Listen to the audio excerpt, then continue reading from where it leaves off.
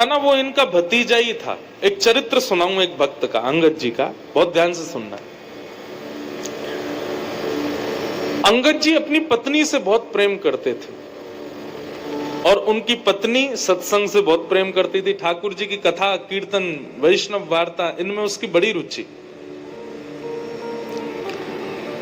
लेकिन अंगद जी को कथा आदि में बिल्कुल कोई रुचि नहीं थी।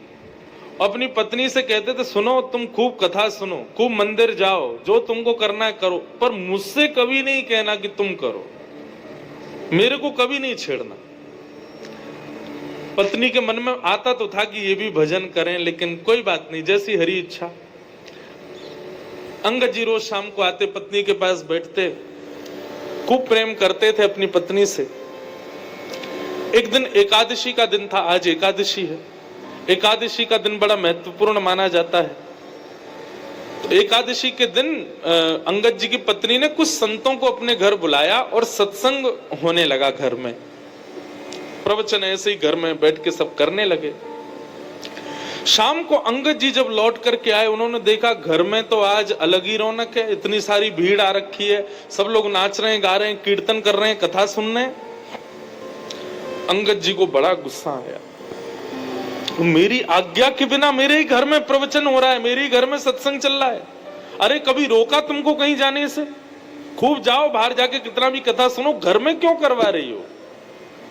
तो अंगद जी ने जाकर के व्यासपीठ पर वैसे व्यास जी का अपमान कर दिया। बोले कि आपसे हाथ जोड़ के विनती है, तुरंत चले जाइए, ये मेरा घर है, मेरी अनुमति के बिना आप यहाँ कैसे आए? और सब लोगों से भी कहा, आप सबसे भी हाथ जोड़ के प्रार्थना, यहाँ से चले जाइए, ये कोई आश्रम नहीं है, घर है मेरा, चलिए निकलिए यहाँ से बाहर। पत्नी बोली, अरे सत्संग चल रहा है, अभी तो ऐसा मत करो। अंगद जी ने किसी की नहीं मानी, सबको भगा दिया। पत्नी को बहुत बुरा लगा। उसने मन में विचार किया, जो हरि का नहीं है उसको मैं अपना पति कैसे मान सकती हूं? तजोरे मन, कल हमने ये पंक्ति गाई थी ना, हरि विमुखन को संग। कई लोग मुझको इस बात पर कह देते हैं, महाराज जी आप क्या शिक्षा दे रहे हो लोगों को? क्या ऐसे पति को छोड़ दें, पत्नी को छोड़ दें? तो इस प्रकार से तो गृह कलेश हो जाएगा। भैया देखो, एक बात आपको बताऊं, मानव का स्वभाव है, वो शरीर से यदि किसी को स्वीकार कर रहा है तो वो स्वीकार्य नहीं है, मन से स्वीकार करे वो स्वीकार्य माना जाता है। हम शरीर से किसी को अपना मानते हैं तो वहां पर हमारा संबंध पुष्ट नहीं होता।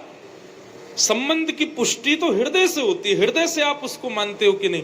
और कोई व्यक्ति यदि शरीर से ना भी हो, हृदय से यदि आप उसको स्वीकार कर चुके तो निश्चित है आपका संबंध पक्का है।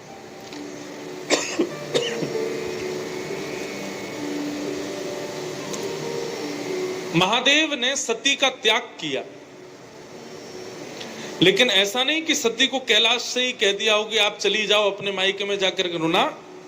बस मानस जी में गोस्वामी जी कहते हैं, बगल में जो आसन लगाते थे उसको सामने लगा दिया, बस इतना ही त्याग किया। और ये त्याग किसका था? शरीर का त्याग नहीं था, हृदय से त्याग था।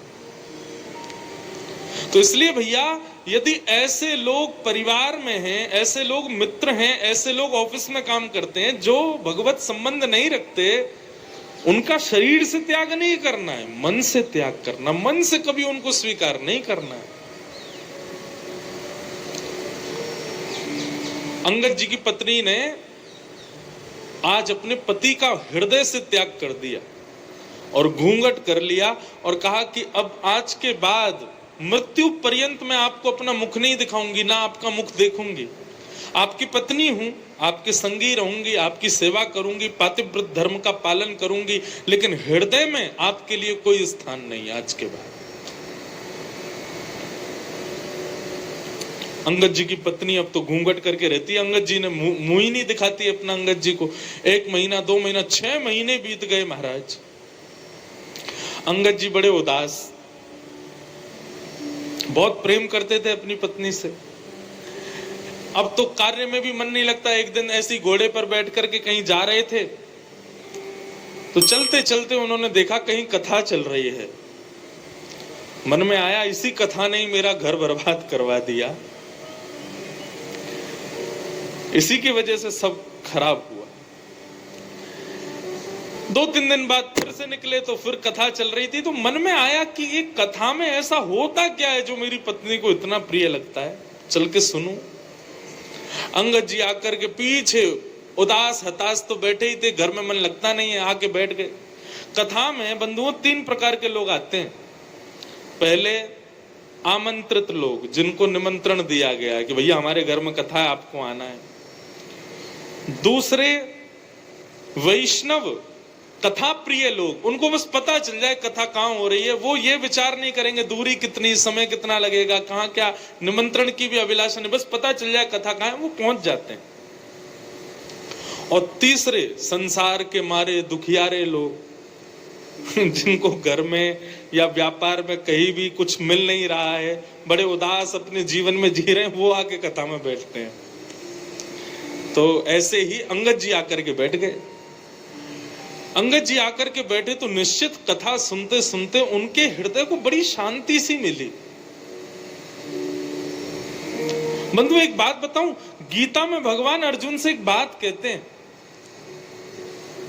अर्जुन ने कहा कि नाथ, व्यक्ति सुख की प्राप्ति के लिए इतनी मेहनत करता है तो उसको सुख मिलता क्यों नहीं है?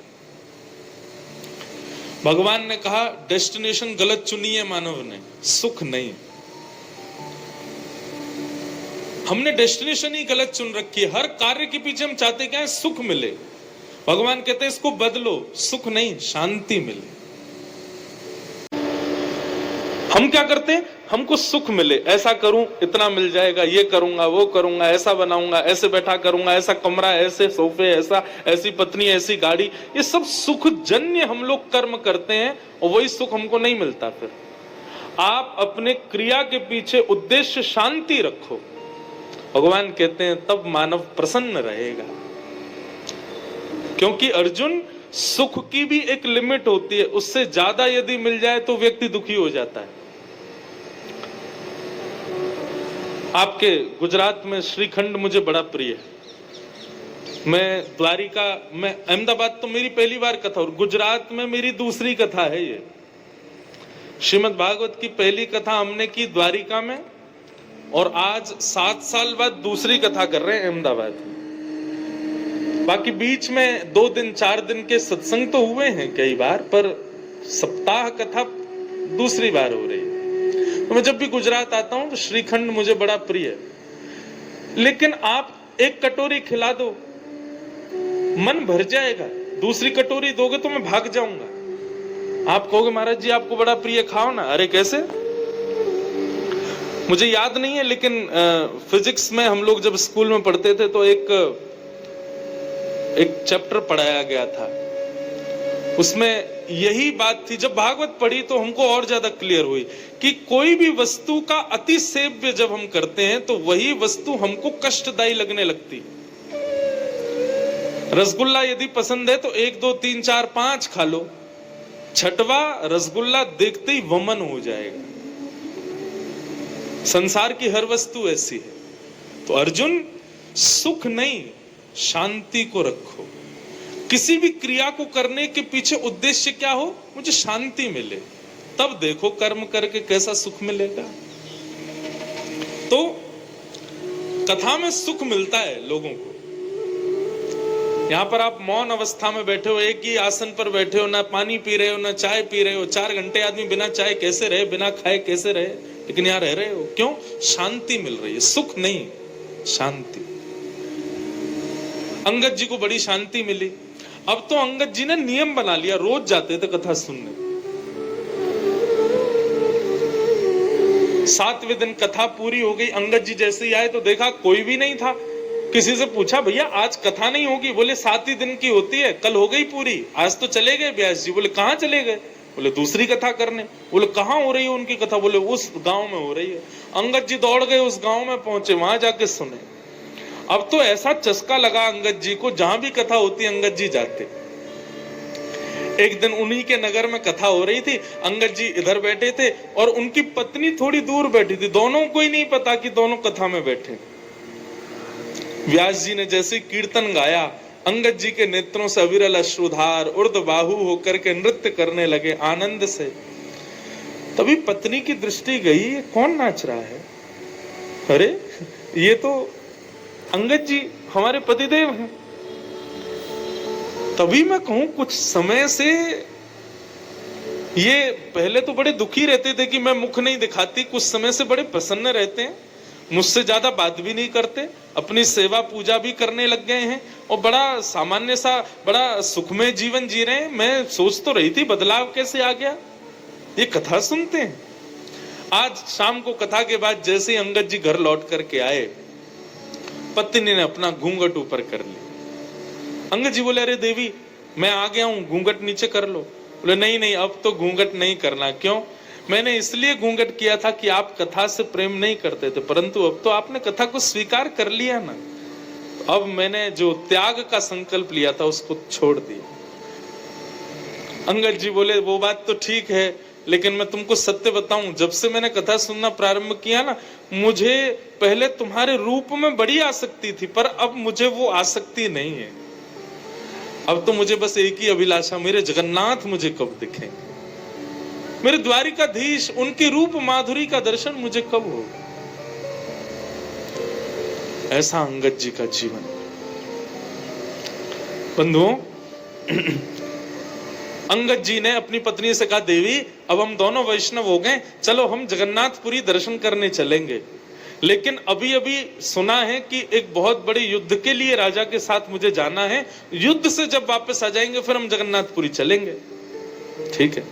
युद्ध में अंगद जी गए, जाकर के युद्ध किया। युद्ध का नियम होता था, जो राजा हारता था उसका सारा धन हड़प लिया जाता था और जीतने वाले राजा को दे दिया जाता था। अंगद जी जब उसका सारा धन लेने लगे तो वहां एक अद्भुत मणि थी। उस मणि को देख करके अंगद जी बड़े प्रसन्न हो गए। बोले, बड़ी सुंदर मणि है, मुझे ठाकुर जी को कुछ निवेदित करना है, ठाकुर जी को, मैं जगन्नाथपुरी जाऊंगा, कुछ देना है। कोई बात नहीं, मैं ये मणि अपने संग ले जाता हूं, ये ठाकुर जी को दे दूंगा। और उस मणि को अंगद जी ने अपनी पगड़ी में छुपा लिया। थी तो वो चोरी, लेकिन अंगद जी का भाव क्या था कि मुझे ठाकुर जी को देनी है। भगवान से बोले, प्रभु इसके बदले भले ही मुझे दंड मिल जाए, लेकिन मैं ये दूंगा आपको, ये है आपकी, मुझे नहीं चाहिए लेकिन मैं आपको दूंगा। किसी सैनिक ने जाके राजा को बता दिया कि अंगद जी ने एक मणि को अपनी पगड़ी में छुपा लिया।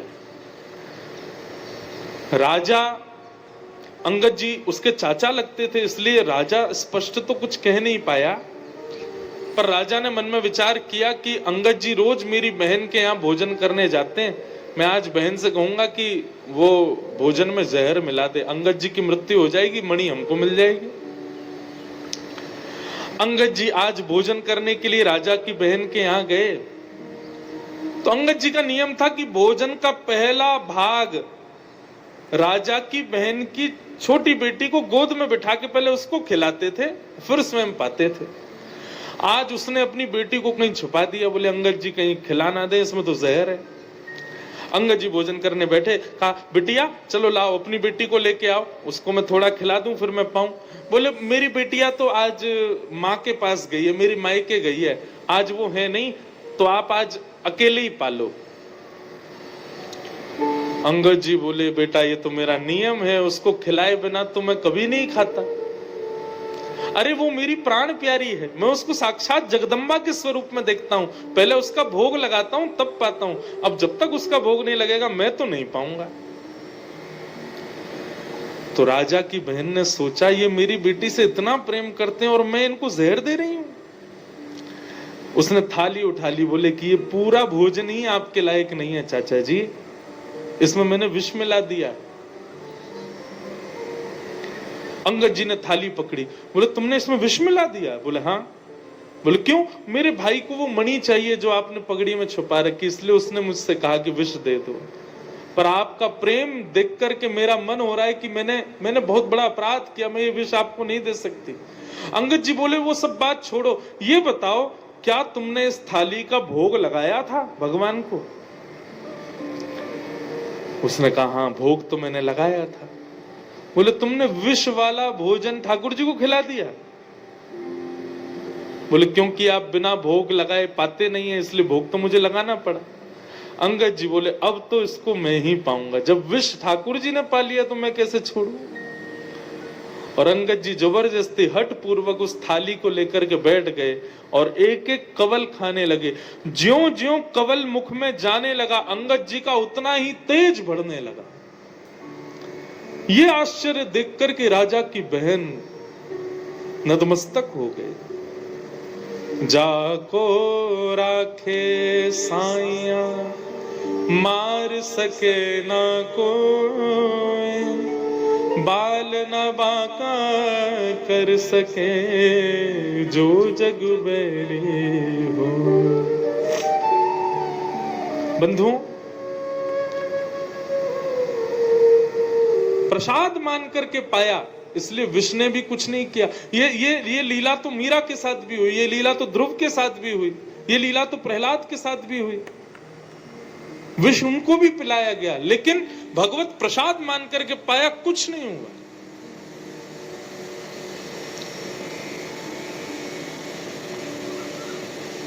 अंगद जी महाराज अपनी पत्नी से जाके बोले देवी अब हमको विलंब नहीं करना चाहिए, क्योंकि राजा मेरे पीछे पड़ गया है, वो कभी भी मेरा वध कर सकता है। मेरा वध कर दे मुझे चिंता नहीं, पर मुझे जगन्नाथ जी को एक बार देखना है। और रात्रि में ही अंगद जी अपनी पत्नी के साथ जगन्नाथपुरी के लिए निकल गए। राजा को किसी दूत ने जाकर के रात्रि में खबर कर दी, बोले अंगद जी निकल गए हैं महाराज। बहुत ध्यान से सुनिएगा, बहुत सुंदर कथा है। आज बहुत दिन बाद में अंगद जी का पूरा चरित्र पता नहीं क्यों सुना रहा हूं। हमारे पूज्य नाना जी भागवत के वक्ता थे, वो कहते थे कि कभी अनायास किसी भक्त का भाव कथा कहते कहते आ जाए तो यही समझना चाहिए लाला कि वो भक्त उस कथा में पधारे हैं, वो भक्त अपनी उपस्थिति दर्ज करा रहे हैं, इसलिए व्यासपीठ से बुलवा रहे हैं।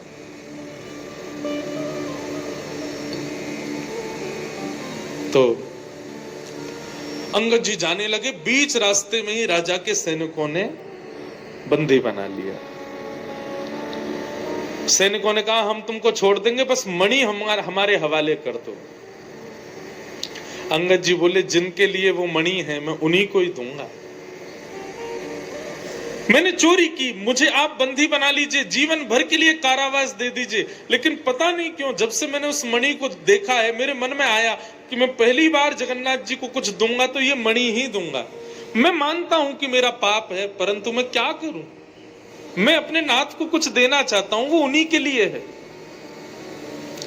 सैनिक तो कहां समझने वाले थे, बोले तू अपने नाथ के पास जा भी नहीं पाएगा, तेरा सर कलम कर देंगे, जल्दी दे। अंगद जी बोले अच्छा ठीक है मैं मणि दे दूंगा, लेकिन उससे पहले मैं अपनी एक इच्छा पूरी करना चाहता हूं। बोले बताओ। इस सरोवर है, इसमें मैं स्नान करना चाहता हूं। सैनिकों ने चारों ओर से घेर लिया और अंगद जी जैसे ही सरोवर में गए, स्नान करते हुए कहा हे जगन्नाथ, मैं अभी आपके पास नहीं आ पा रहा हूं, लेकिन आप तो मेरे पास आ सकते हो ना, मेरी मणि स्वीकार करो, मेरा ये छोटी सी भेंट आपके लिए, इसको स्वीकार करो। और मणि को अपनी पगड़ी से निकाल के उसी जल में छोड़ दिया। सैनिक कूद पड़े जल के अंदर, ढूंढने लगे लेकिन मणि नहीं मिली। राजा भी आ गया, राजा ने पूरा तालाब का पानी सुखा दिया, मट्टियां खोद खोद करके छनवा दी, लेकिन मणि नहीं मिली। राजा ने कहा अंगद सही सही बताओ मणि कहां है? बोले मैंने सबके सामने इसी में डाली है, लेकिन वास्तविकता यह है राजन, वो जिसकी थी उसके पास है, जगन्नाथ जी के पास है। राजा ने कहा हो ही नहीं सकता, तुम पुरी गए नहीं। बोले मैं नहीं गया, वो आए थे मेरे पास और लेकर के चले गए।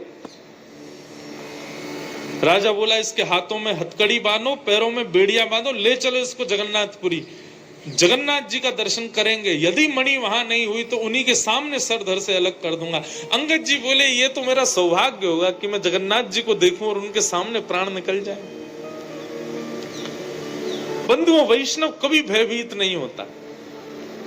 अंगद जी के हाथों में हथकड़ियां, पैरों में बेड़ियां, सैनिकों ने नंगी तलवार गले में रखी है, और जैसे ही पूरी जगन्नाथ के मंदिर में प्रथम बार प्रवेश किया अंगद जी ने, और जैसे ही महाप्रभु श्री जगन्नाथ जी को देखा है, उनके मुखमंडल का दर्शन किया, दर्शन करते ही क्या पाया, श्रृंगार में ठाकुर जी की ठोड़ी के नीचे सबसे श्रेष्ठ माला के रूप में वो मणि ही ठाकुर जी को पधराई हुई थी, श्री जगन्नाथ जी के गले में धारण करा रखी थी।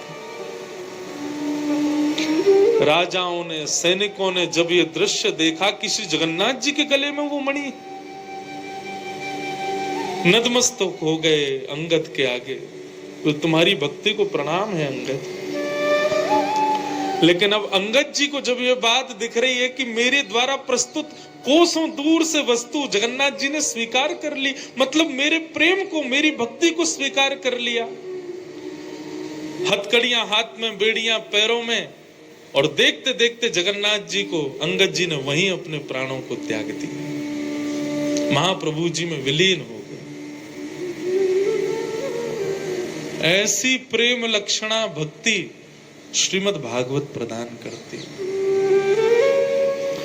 मैं कहता हूं अपनी कथाओं में, भागवत जी नहीं होती तो हमें कभी मीराबाई नहीं मिलती, श्रीमद् भागवत नहीं होती तो हमें कभी सूरदास नहीं मिलते, श्रीमद् भागवत नहीं होती तो ऐसे प्रेम युक्त वैष्णव भक्तों के चरित्र हमें कभी नहीं मिलते, क्योंकि इन सबका सृजन भागवत नहीं किया। तो भागवत किसको देती है? श्री कृष्ण को प्रदान करती है। इसलिए भैया मेरी आप सबसे प्रार्थना, श्रीमद् भागवत से और कोई आकांक्षा मत रखो, और कोई संकल्प मत करो, और कोई अभिलाषा मत रखो। श्रीमद् भागवत केवल और केवल कृष्ण प्रदान कर सकती। कई लोग अपने पितरों के लिए कथा कराते हैं, महाराज जी हमारे पितृ निवृत्ति के लिए कथा। तो मैं उनको एक बात कहता हूं, कथा कराने के बाद तुम्हारे पितृ मुक्त नहीं होंगे, तुम्हारे पितृ मुक्त हो गए हैं, इसीलिए तुम्हारे मन में भाव आई है कि चलो हम कथा करा लेते हैं। कथा कराने के बाद पितृ मुक्त नहीं हुए भैया।